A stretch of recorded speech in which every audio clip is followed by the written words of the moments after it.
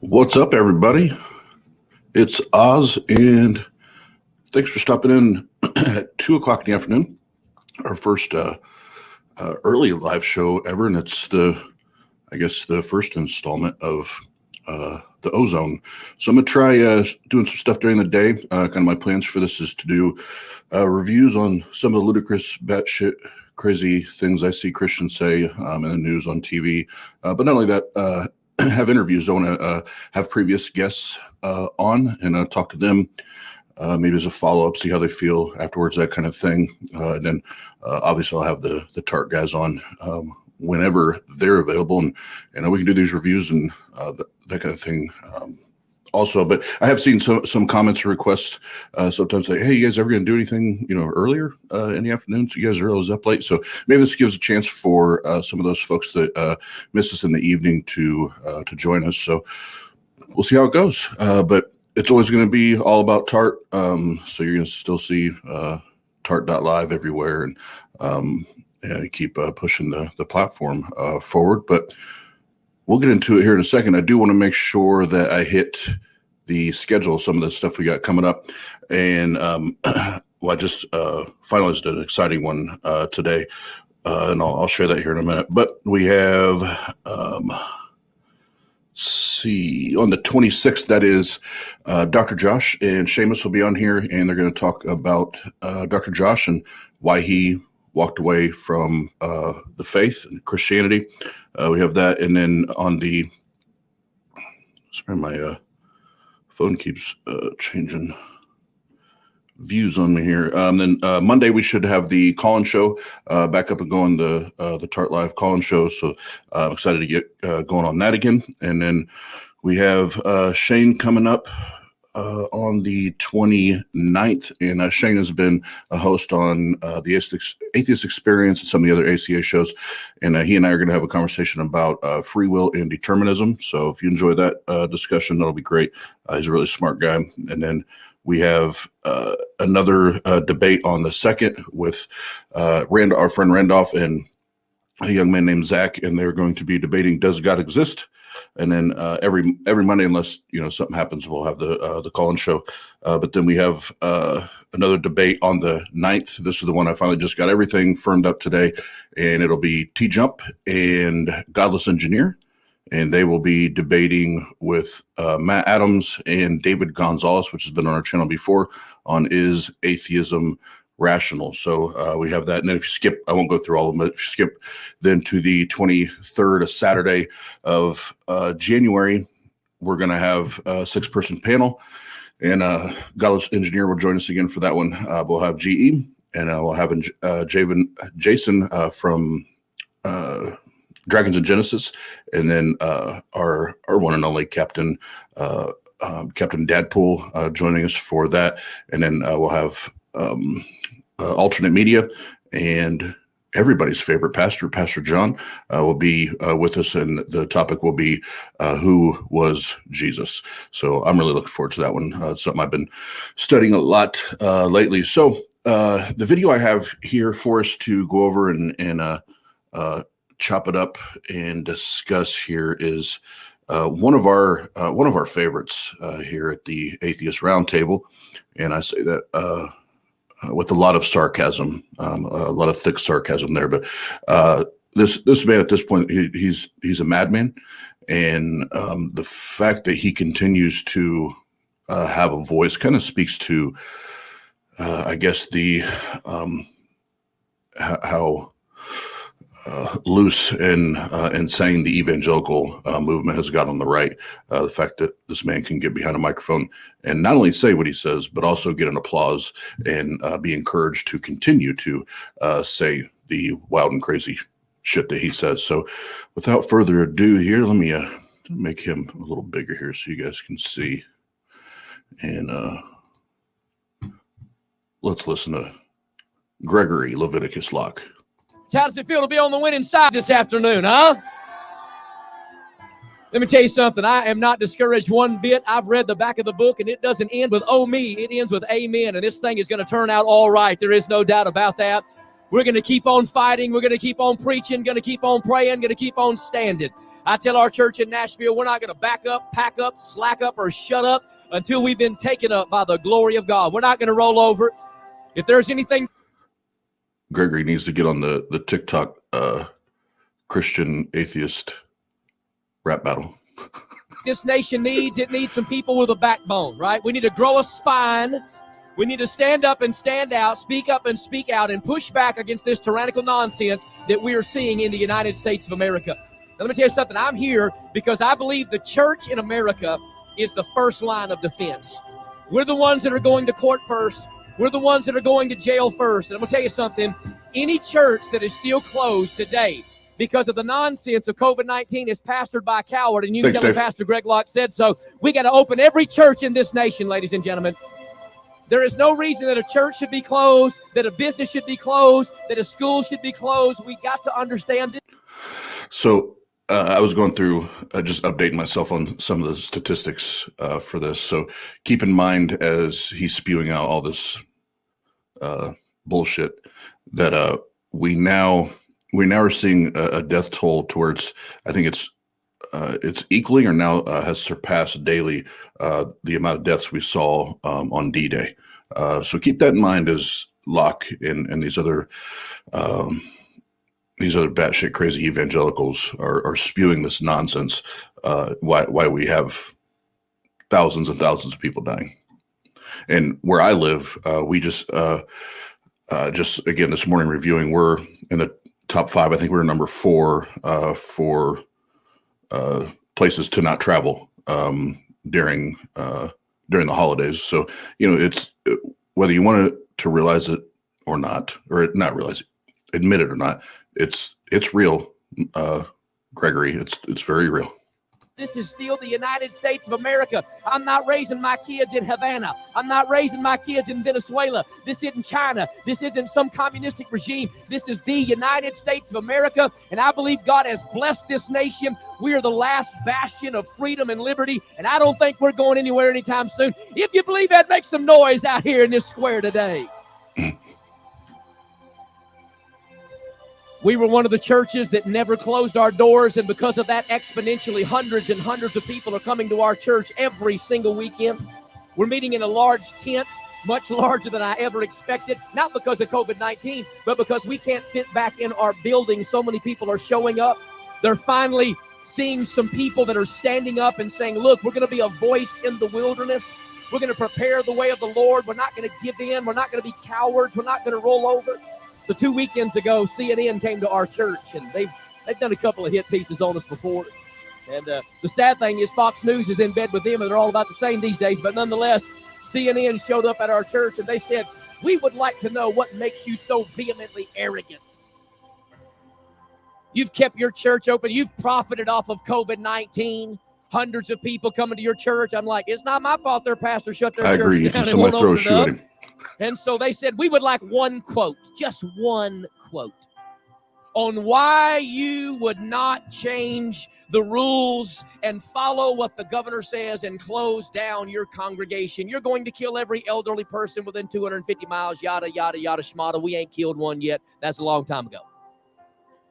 So we gave them all the B-roll they were going to need, and so they started running the cameras. They said, we just need one quote. I said, one is all you'll need. I said, Pastor Greg Locke is going to tell you right now that they will be serving Frosties in the lake of fire before I ever compromise and capitulate to a buck-wild tyrannical government and close my church down. And see, and this is what aggravates me. My tithe and offering my popularity, my image that I need to keep up, that I'm this rogue Christian pastor, is more important than your life.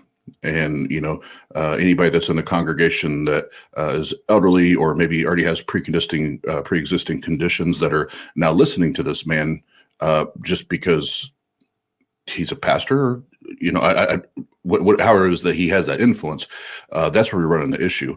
And I saw Mark in the comment section, and yes, I do understand that statistics and numbers can be skewed, and who knows how far off or over or deadly accurate those numbers are or not. What matters is people are dying. That's what matters, and that's what absolutely baffles me about. And again, I'm not going to generalize or overgeneralize. I'm not saying all believers, all theists, but these extreme right evangelical pastors and believers. It's like there's no regard for human life. As long as their dogma and their message and their agenda gets delivered. I don't know if they just consider themselves martyrs or what it is, but yeah, I mean, you can take the numbers however you want them. People are dying. Take hope out of my community. The local church is the pillar and ground of the truth. No wonder there's so much depression. No wonder there's so much anxiety. No wonder the spirit of suicide is at an all-time high. We've closed down the hope centers of America, and if they can close down the church, you better know the nation is going to follow, and the nation is going to fall. Dave Delphur, the nation is only as strong I think so. as the people that stand up for their religious liberties, ladies and gentlemen. What's up, Plumber? And we've got to fight for our right to gather. We got to fight for our right to worship. There's a reason that gathering like this and worshiping our God in freedom is the First Amendment, not the 25th Amendment. Right. You can have all your rights. Like I want you to have your constitutional rights. I want you to be able to say whatever you want to say. I want you to be able to gather and do your worshiping and do all that. But when does the person next to you and the person next to them and health and wellness and life come before that? Because I would like to think, and I'd like to say that I would sacrifice that for a short term if it meant saving a life. Not even many, but a life. That I would do that for a human life. So I still think, again, it's a very selfish, self-consumed position to hold, and that's my biggest problem with this. That's why for the first episode I played this, because he just did this video a couple of days ago, so it's not like something that he said months ago, and now he has to retract on. I mean, he's still spewing this dogmatic bullshit. Because if we lose the first one, like a domino effect, they all begin to fall. You remember those three boys in the Bible? Shadrach, Meshach, and Abednego. My shack, your shack, and a bungalow. Whatever you call them boys, they stood up for what was right. And when the king of political correctness said, you have to bow, they said, we will not bow, we will not bend, and we will not burn. And these young men were promoted. You know why? Because God blesses people with a spirit of courageous. Mark, I saw that your last comment, and I agree. You don't want to get it, go home. The problem is, Mark, there are so many people duped and brainwashed by people like Greg Locke that they won't stay home. They feel like it's their American and evangelical Christian duty to go and into it in close quarters and sing and project their saliva, sneeze, do whatever it is, whether, doing praise and worship and praying for each other and doing all that. So I typically agree with you, but in this specific scenario, again, these people are convinced that they should be there by their leaders. And that's the dangerous part. And then when they do that, then they do take it back into the community, where they work and where they go and see other friends and family. So it's not, I wish it was that easy. I want to agree with you until it comes to the evangelical nutsos. Now, we got some great speakers that are going to speak, and so I'm a pastor, so I got to dial things back, or I'd preach all day through lunch, praise the Lord. And so I'm going to pray, but I want to say this.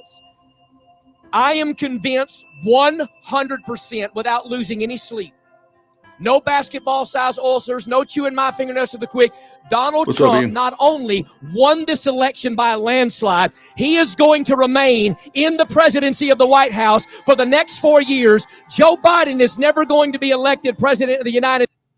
No, let me remind you this video, and when I'll minimize it here when he's done in a second.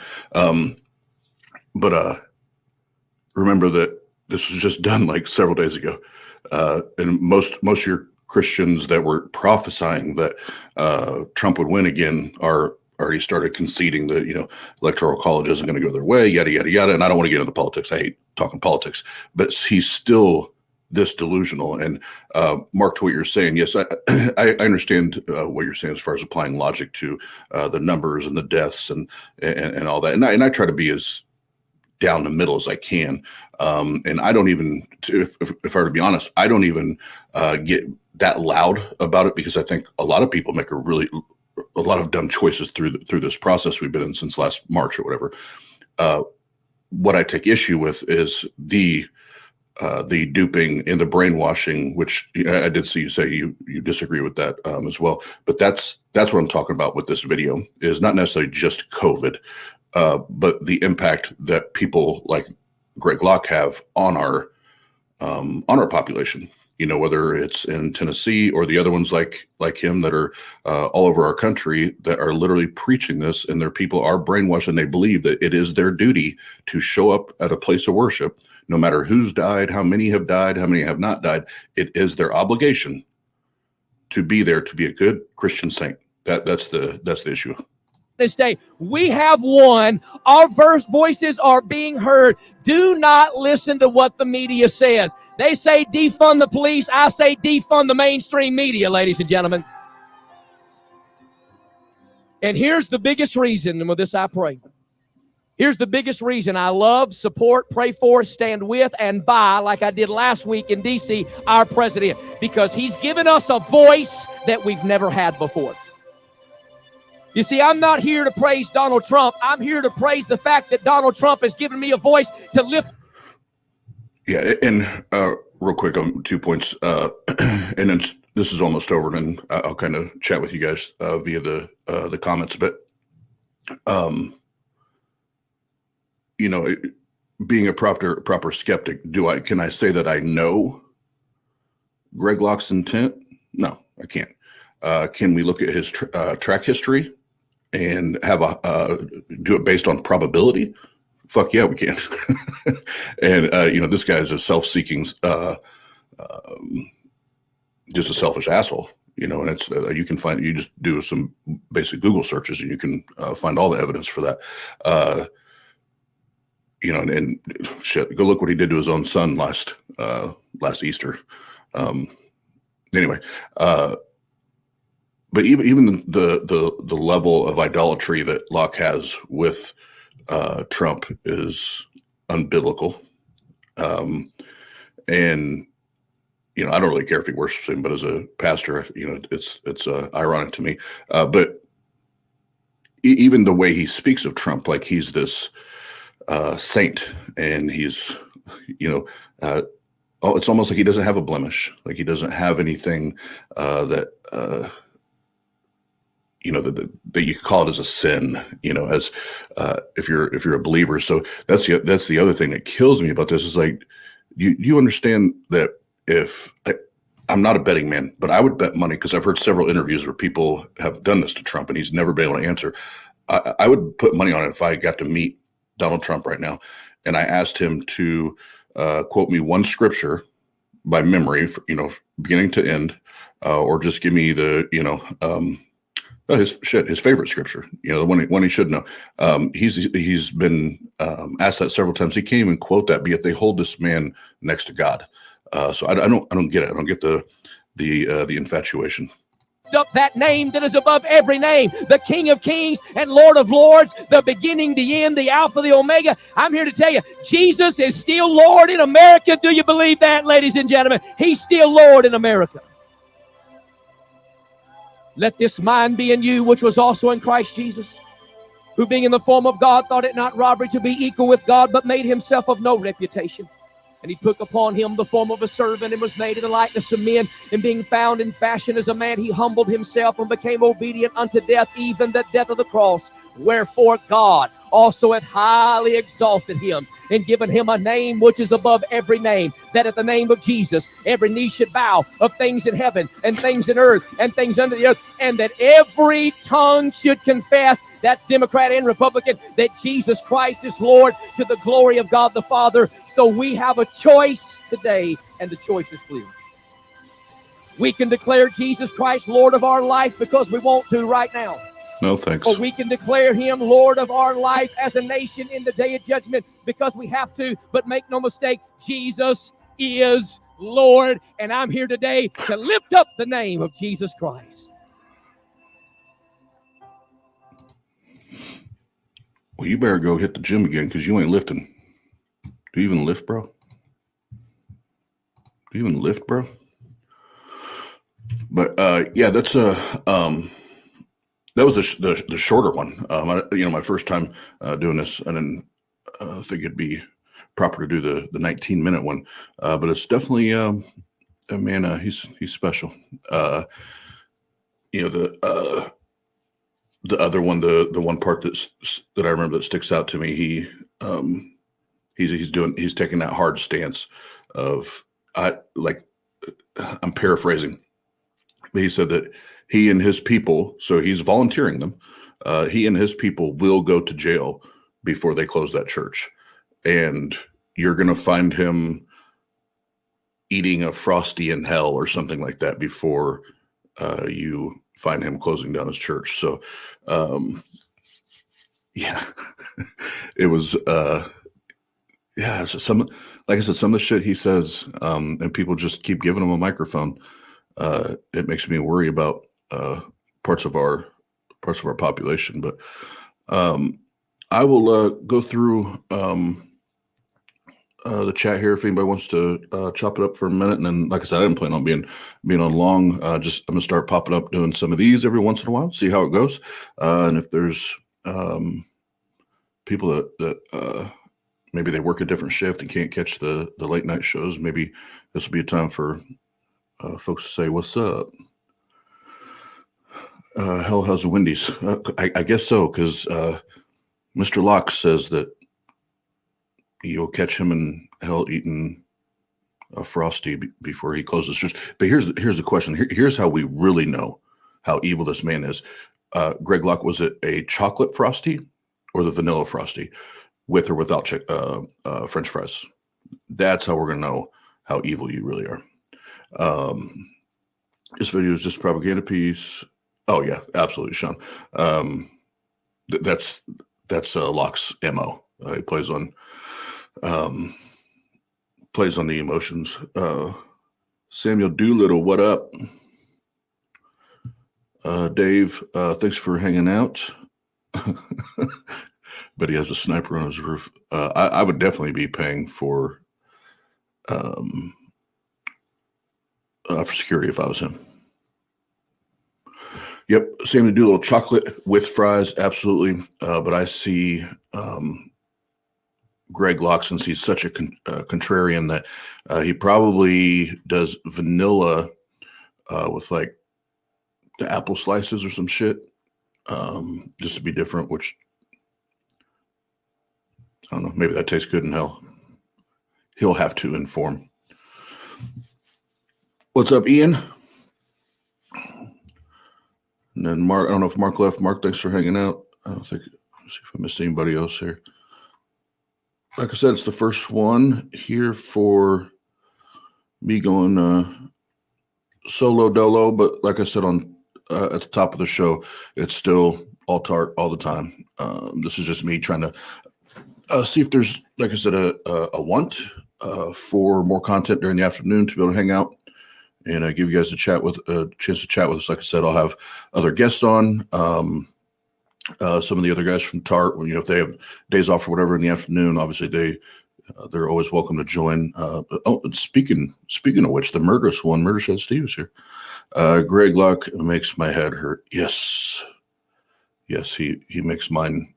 It hurt, but then eventually it's just that it's like his voice has that grating quality to it, and it just goes numb. My brain just goes numb. Thanks, Mark, on the 1.6. Appreciate it. We've definitely worked our asses off to get here, but I appreciate that, and thanks for being on. You were part of several shows to get us there. So, Plumber using the other channel. It's there just kind of a backup. Plumber, not really. It's really that's I've got up to the 80 subscribers on there, but it's just so when I'm in the chat here that it pops up as me instead of TART. That way it's everyone knows the difference. But and if I do some like off the wall maybe after show type shit that I don't want, I don't want, or we don't want as a channel on here, then we'll put, we'll throw it over there. But there's a special place and a special shed for people like Locke. Oh God, you ain't lying. You are not lying. Ooh, banana mayonnaise sandwiches. I love mayonnaise, but that sounds fucking nasty.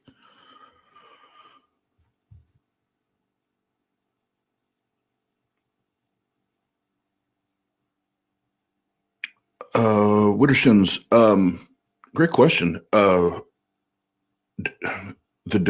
actual structure, your formal debates, I would probably say, no to that. What's up, Mike W? But as far as our regular TART live shows that we've been doing from the onset, without throwing names out and doxing anybody, we have had a couple that have definitely either did a complete 180 or shift, or they've become very questionable, skeptical in their process, and then there's 3 that I know that haven't necessarily. Well, yeah, one of them has. 3 that weren't guests when it happened, but they weren't guests on the show yet. One of them have been now. That just by listening, going through episodes, and learning and studying, have now walked away from faith. Are now skeptics and atheists. I hope that was a very long-winded answer. I apologize.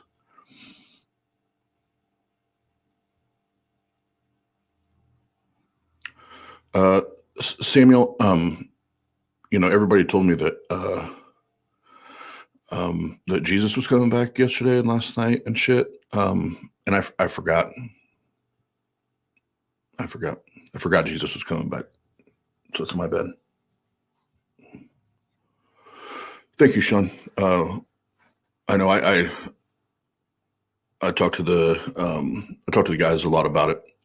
Even when we chat privately, and that's what we hope, is that we've at least been what is it Anthony Monobosco says, at least put the pebbles in the shoe, and make you have to take the shoe off and think about it for a minute. So hopefully that's the case. But yeah, there has been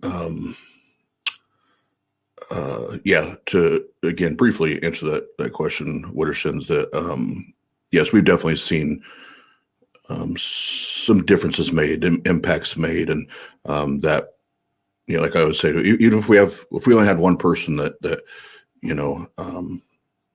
really challenged themselves and applied skepticism and really questioned their beliefs and why they believe what they believe, and it caused them to make a decision based on good sound logic and reason. Even if there's only one, then we've won as a channel. So that's really encouraging to hear. Thank you.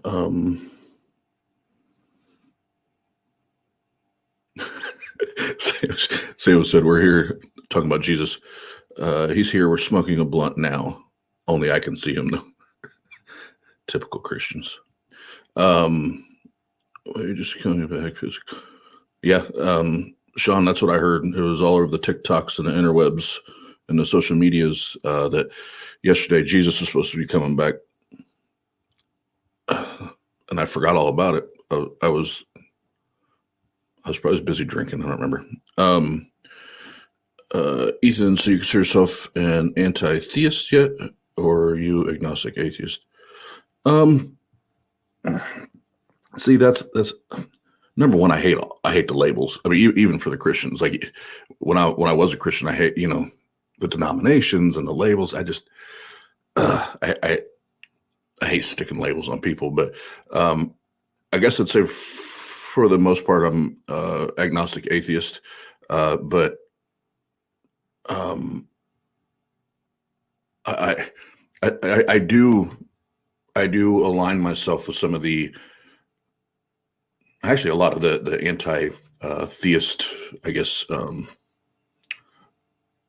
way of thinking, the logic applied there, as far as from what I understand it anyway. A lot of religion or belief in God is hurtful to the human psyche, emotions, things like that. So I guess I would align with that. But then when we get into, so if it's that, then yes, but I've also heard it defined other ways. But if we're just talking about a God claim, I still have to stick to my guns that I don't know. I don't know that there is no God. I've yet to find convincing evidence. I think that's where I have dug my heels in at this point. Plumber, took me 2 years to speak up about my deconstruction. Yep, and you're doing great, man. I'm proud of you.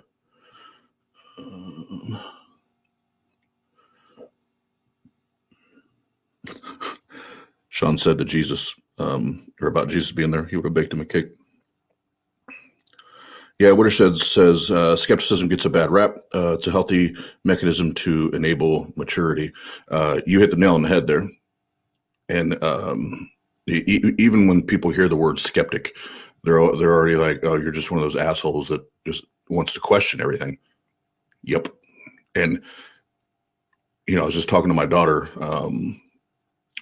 She lives full time with my ex-wife, but I had taken them home after their weekend with me, and I don't remember how, because my background and their mom is still a religious person, and we were just talking, and she kind of brought it up, and what's up, Charles Balls, Christian Watkins in the house, Ethan Lawless, what up? But we were talking, and I won't say her name, but I was like, sweetie, what is God to you? Who is God to you? And she's old enough now we can have that conversation. I wouldn't with my other younger ones, and she just looked at me. She was like, what do you mean? And I was like, well, I know you've grown up with it and around it. Your mom still takes you to church. Obviously we don't go to church when you're at my house, but what does it just, and there's no right or wrong answer. What is God to you? Who is God to you? And she was like, I don't really know. I just know that that's what that's what I've been told, since I've been going to church. And I was like, yep, this is where, this is where we fail as parents, is not teaching critical thinking, not teaching skepticism. And it's funny because now my mom, which was in full-time ministry for years, she's told me to my face now at this point, she said, the greatest mistake I ever made was not teaching you to think critically. And the reason she says that now is because had she taught me to think critically, with still having the lenses, or the blinders of religion or faith, I think she thinks that I still would have, came out on the other side. So, back to, Wittershins, what you said, I hate the rap, and kind of the stigma that the word or the name, skeptic, has. I think it sucks because I think everybody should be skeptical. I think everybody should ask all the fucking questions that you need to ask to come to more true things than not, which is what we say on our show all the time. And I know I can say very confidently for everybody involved, on the TART platform, we want to know true things. We don't want to know half-true things. We don't want to know bullshit. We want to know true things. And the only way that you can effectively arrive to more true things than not is by asking all the damn questions. And if there's people that tell you not to ask questions or tell you it's not a good idea to ask questions, they ain't trying to help you. They're not trying to help you.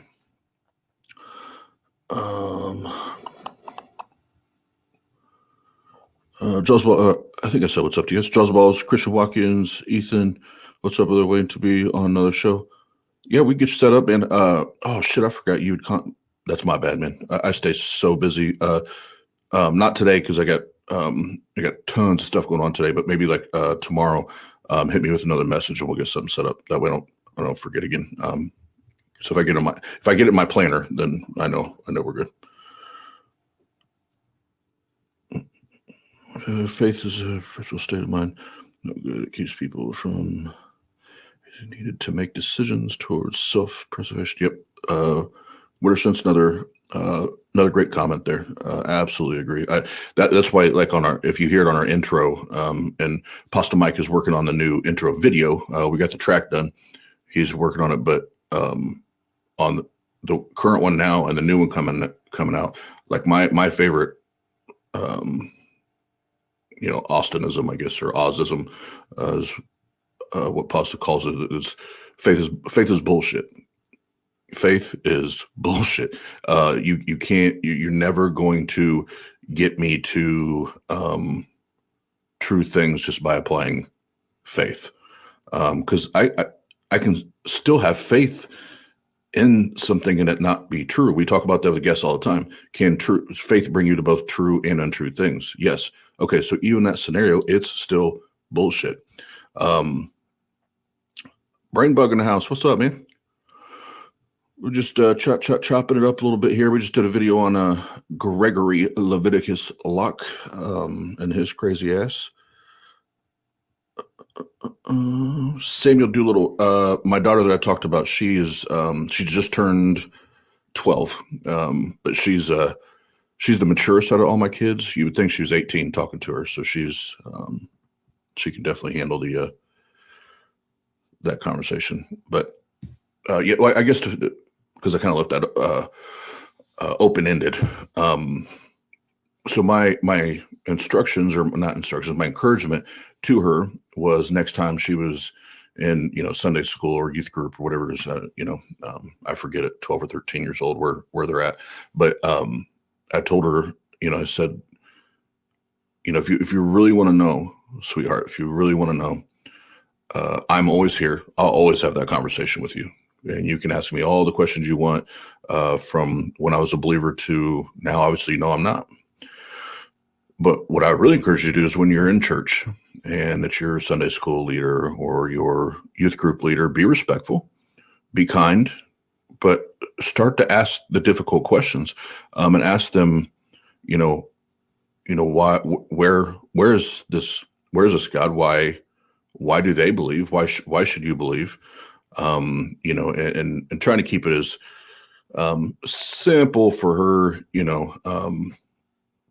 as far as how to ask those questions, but also trying to encourage her to be skeptical and ask those, kind of epistemic questions, and get her started young. No, I'm kidding. But no, I don't want her to fall in the same trap I did, where, when she hit a certain age, it's like, I'm just drunk on this Jesus juice and there ain't no getting out. I don't want that for her. Skepticism is a natural thing. It helps us alive and from buying. That's true. No true things. Absolutely.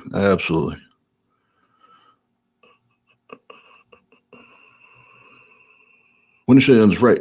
Faith for a limited amount of time is great for stress relief. Once you've done everything you can do in the moment, but not forever. No, it's well, and I don't see, and this is why a lot of, and you notice, I don't know if I've ever said this like live on a show with a guest there anyway.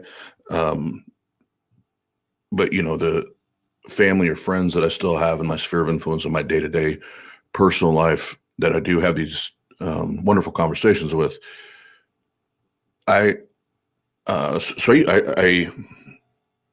had about a 10-year stretch from stopped going to church at about 14 years old, something like that. Not because I didn't believe in God, just I wanted to party and and partied and shit. So along that way, I had a really, really rough addiction issue. And now when I look back at it, faith is the same damn thing. Now it doesn't, when I say addiction, it's not a physical addiction or craving, that you have, in your physical body, but it's the same,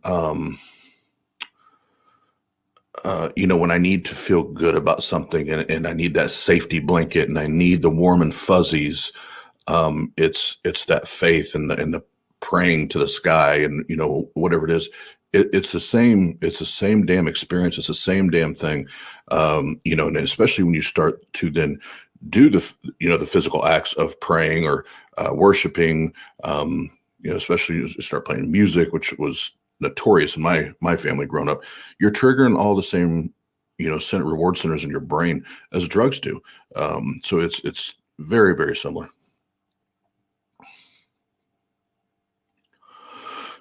Same, doodle, you tend to discuss sometimes. Yeah. Yep. And my thing is, I don't think there's really an age thing on it, Samuel. And I think it's about, where's each child at? Can they handle that conversation? Do they have a good grasp on church and God? And, because some churches you go and literally the kids, all they ever hear about is, God loves you, and here's Noah's flood, and here's why Noah's flood's a great thing. That's all they really hear is all the pretty stuff. They don't actually hear about the reasons to believe or not to believe, and that's what sucks.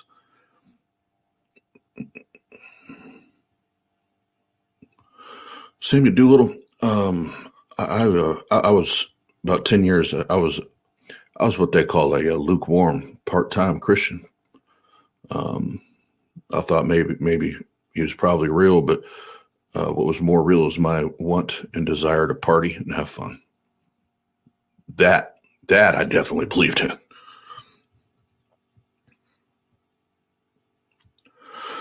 What is since faith and routine is addictive for real? Yep, absolutely. And if you get on them interwebs, there's so many studies now on the human brain and what religion. I want to be careful when I say this because one time I did. I incorrectly stated this. There's plenty of studies on what religious experiences, what the effect of religious experiences are on the human brain and the chemicals and how makes different parts of your brain fire off or react. And then there was one doctor that went as far to say that those religious experiences can cause minor, it's a very slow process, but can slowly cause brain damage. Now, I don't think we have enough science or data to back that claim up, but I thought it was interesting that he stepped on a ledge and said that. I thought that was crazy.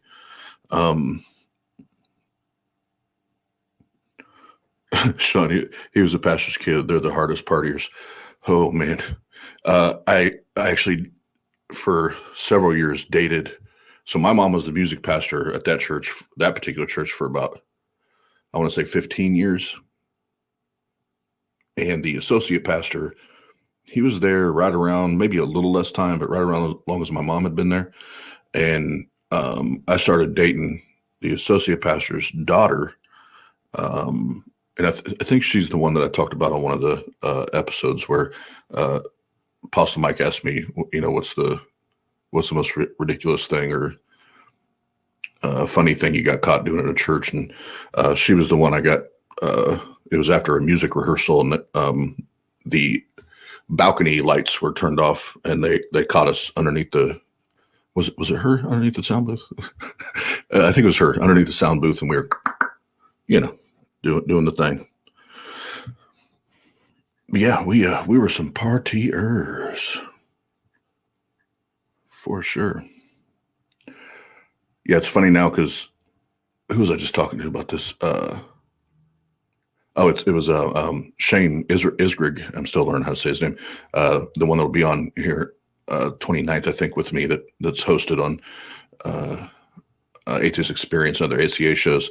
But him and I were chatting, and it's people I talk to now, like old friends, and even Tia, my wife, will tease me because like, how did you go from like this crazy, without digging in all my shit, it's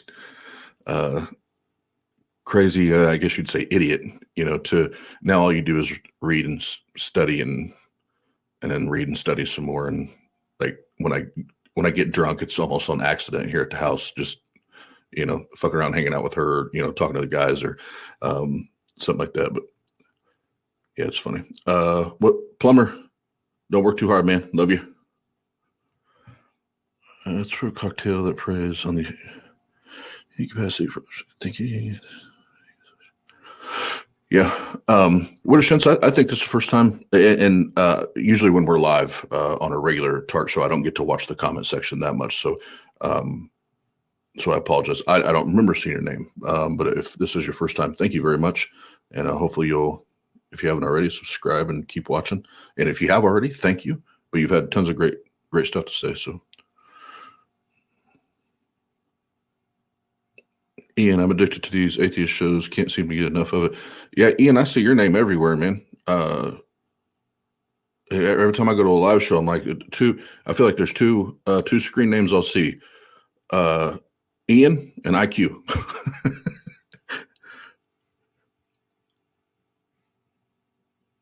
Yeah,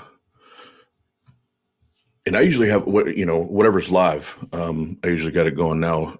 Typically I'm working as well, so I don't get to comment and I can't really get involved. But no, I feel you. Yeah, I'm a big nerd, man.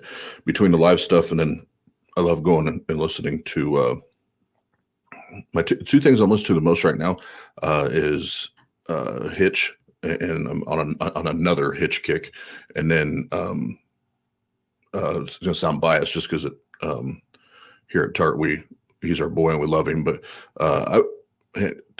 T Jump, man, that dude's a dog. Like I already knew it, but I've been really consuming a lot of his content, and if you just enjoy debate, dude's a dog. What's up, Kat? Thanks for jumping on.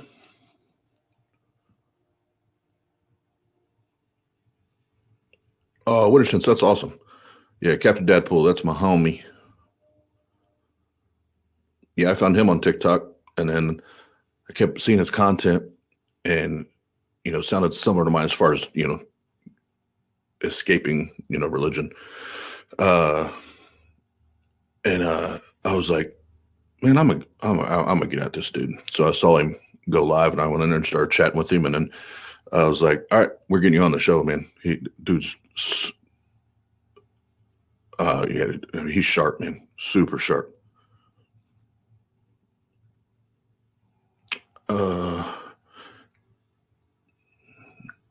Kat, I don't think you missed any info. We did the video of Gregory Leviticus Locke. The only thing you might have missed that I don't think anybody knew about, because I just finalized everything today. We have on the 9th of January another TART live debate night, and we're going to have T Jump and Godless Engineer teaming up to discuss, is atheism rational, with what's his last name? Matt Adams and David Gonzalez. So that's going to be badass. Yes, and I agree with Sean Wittershints. Welcome to the debauchery, to the shenanigans that is TART Live. Yeah, Wittershints. Yeah, Tom kills me. He's hilarious.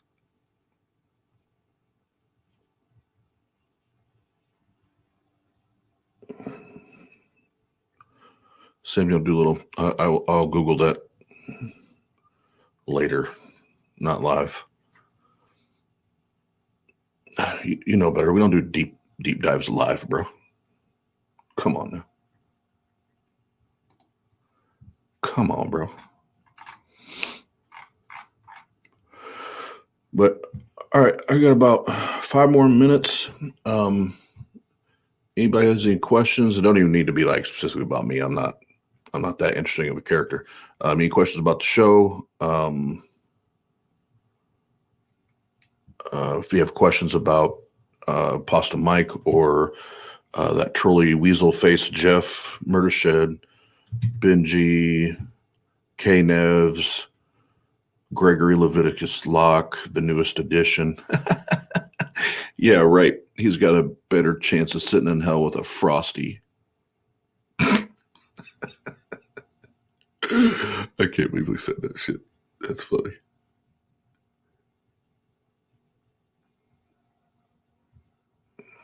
What's up, Gio? Yeah, the Gregory Locke video is done.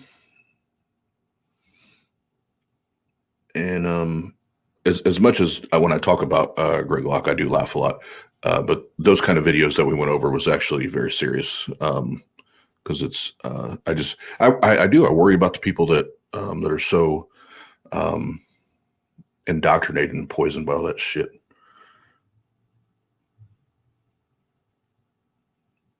Samuel Doolittle, I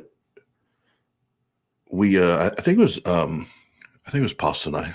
We talked about next time we can get, he's also obviously a very busy guy, but we can get him on to do try to do something like that.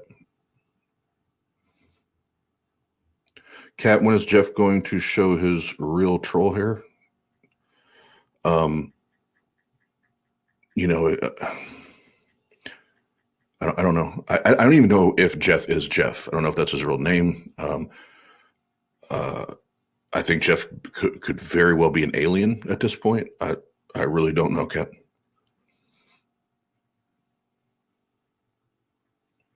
Jaws balls.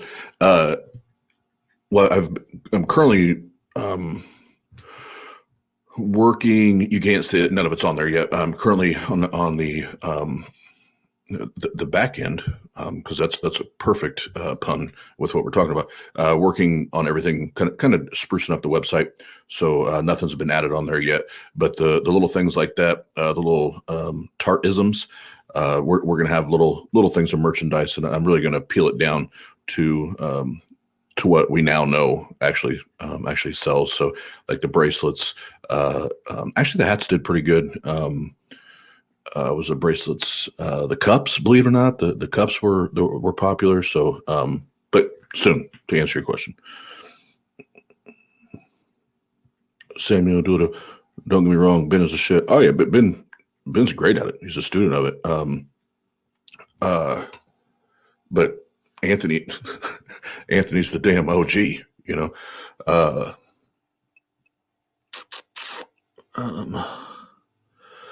Understands, how does TART find its participants? Great question. I have I try to spend as much time as I can recruiting on the interwebs, whether it's Facebook, TikTok,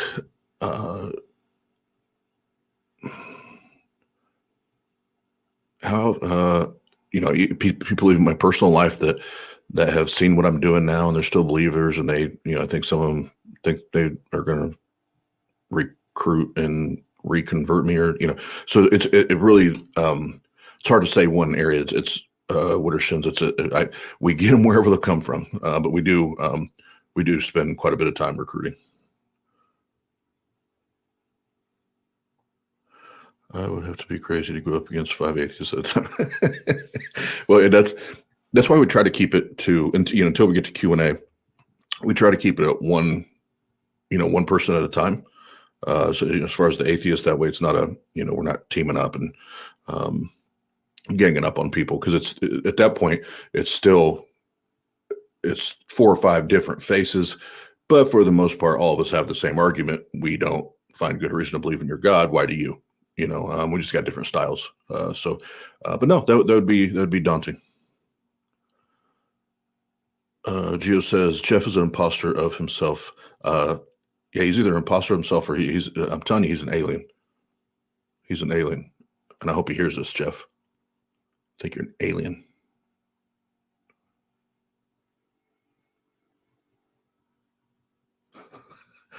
Mute Oz, then deep dive.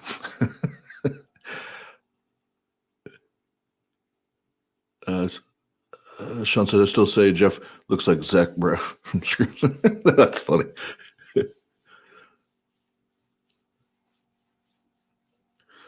Sean said that's why Q&A is in a murder shed. Yeah, you're damn right. You get to the end of it. Because who was it even the other day? And I'll end with this. The other day when we had Biff on, Biffy, he got to that Q&A and everybody, and see, I even took myself off, except for that little little thing I popped in because somebody had a question for me, but I took myself off because I didn't want him to, feel like he was getting teamed up on. But he still dipped. He was like, "Oh man, this now I got to do the gauntlet." and we even tried to tell him before the show, like, just so you know, when we get to the Q&A, that's not, you're not going to have people flying off the top ropes and landing elbows and that kind of thing. It's going to be questions geared to you. You get to answer them. It's not, it's not really a debate. Gio says I'm pasta. Gio, I have one way to know if that is a true claim, and I just need to hear you talk. Just need to hear you talk. Will we ever see Carl again? I'm sure you will. I'm sure you will. But if you know Pasta, Pasta is a man of fine tuning. And impeccable timing, and he'll come back out when it's perfect. It's like the person that you ask a question after the words they're talking about something completely unrelated. Yep, absolutely. Yeah, it was. Yeah, Biff was an interesting guest for sure. And we didn't even, and I did it on purpose because I didn't, I wasn't trying to. I'm not gonna lie, we wanted to have fun with him, but I wasn't trying to humiliate him because, you never know when somebody's making outlandish claims like he does. You don't really know where they're at,